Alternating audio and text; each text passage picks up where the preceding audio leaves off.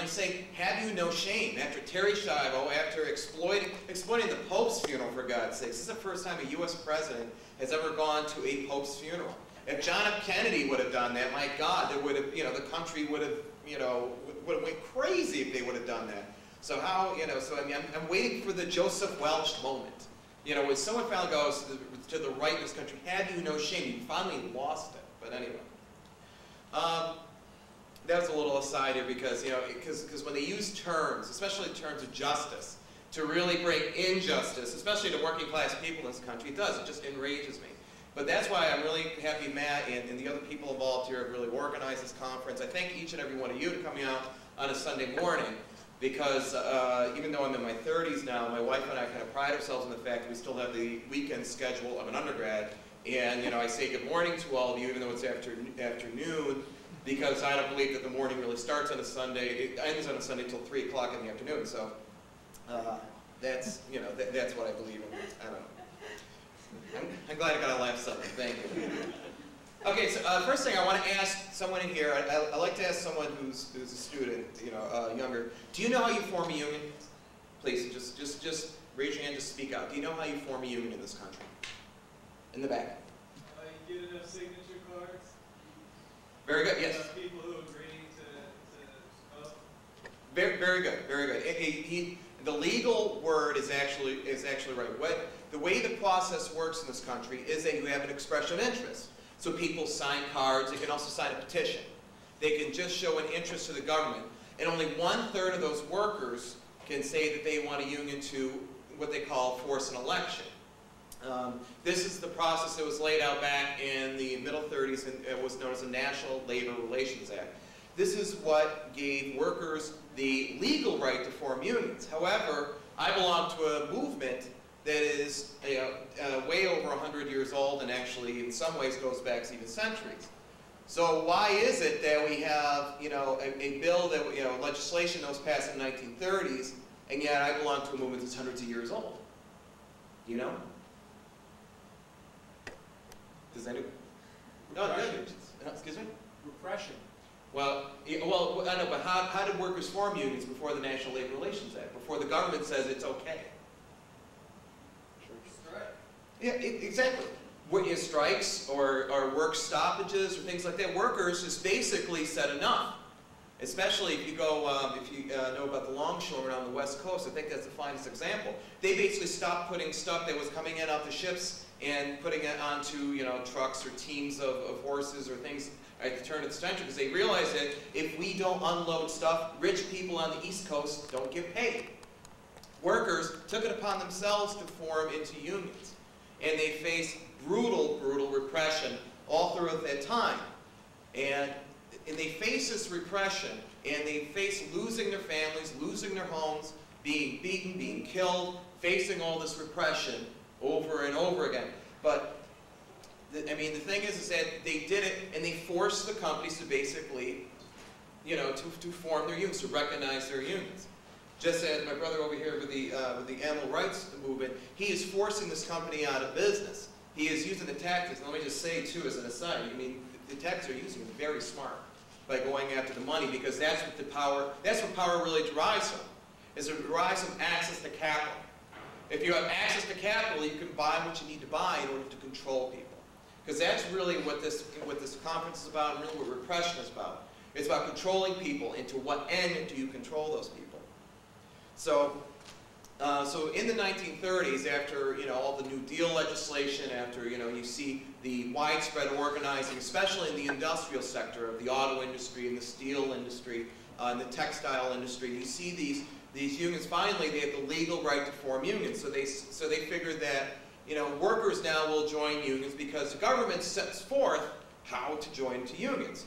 So in that case, why now that we face a situation within the unions of the AFL-CIO where only 13% of the total workforce, and it's under 10% of the private workforce, do people belong to unions? The reason is because the law itself is so very weak. If you look at kind of the economic history of the United States, this has not been a country that's been founded on the basic rights of workers.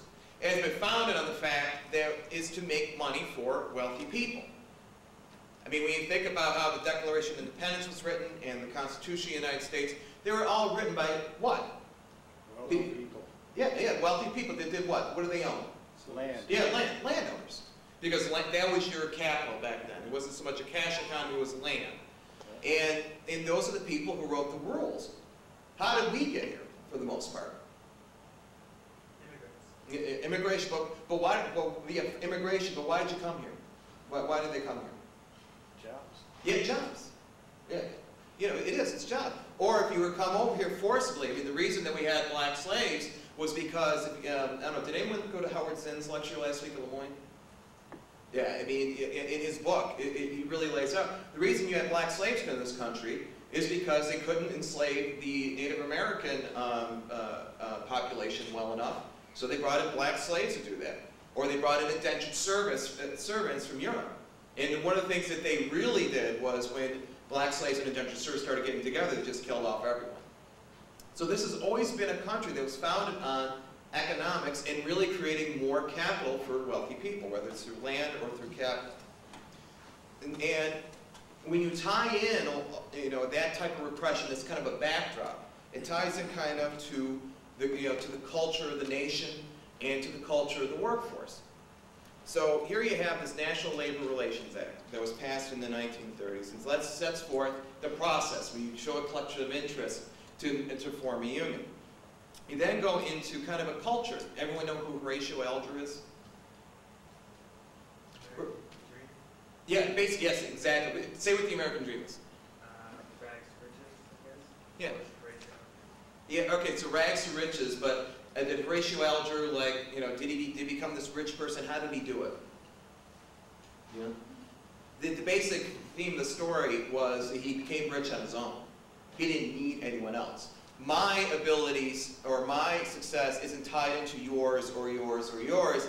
It's basically that because I work hard and because I gumption and all this stuff, I can get ahead and I can obtain the American dream.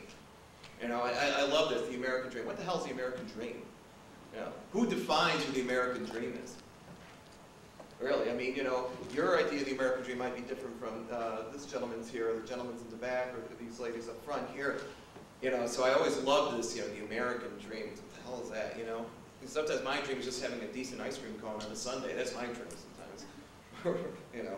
But anyway, so we have this kind of culture that kind of fights against us, because what has been happening with the law is that the law that was originally written, and written with the best of intentions, has been flouted and shown to be so inherently weak that the legal process is, it's basically, there shouldn't even be a law anymore for workers to join this. There isn't a law, basically. And there is some employer interference, because the employer holds all the chips. I mean, if you're a low-wage worker, if you're a person who makes $6, $7 an hour, usually you're probably working a couple of jobs and you're trying to just get by. So if you're being repressed by your employer, because I mean, here's the thing that really gets me about this country, is that, you know, we all talk about, you know, part of the culture is that we're this beautiful, great democracy. We're, this wonderful democracy, the exceptionalism of America, and yet every day workers tolerate a dictatorship as soon as they go through the doors of their workplace. I mean, seriously. They're the ones who can basically tell you when you can eat, when you can, go to the bathroom. In fact, there is a plant in this town where if you have to go to the bathroom, you have to ring a bell, someone comes and gets you, escorts you to the bathroom, gives you 5 minutes to do your business, and then get back to your workstation. They even take you, and depending what department you're in, you have a different colored shirt. So if you're in Department A, you have a green shirt, B, a yellow shirt, and so on and so on. So if you're not in the right department, they know who you are. It's a way to keeping the workplace disassembled again for repression. It's so that we can do this. And employers have been doing this in a way to kill off union organizing.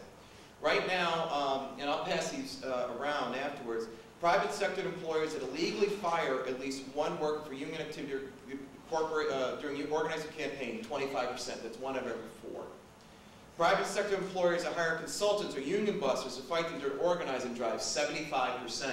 And that would also include private investigators, because what they do is they try to create this thing that, well, unions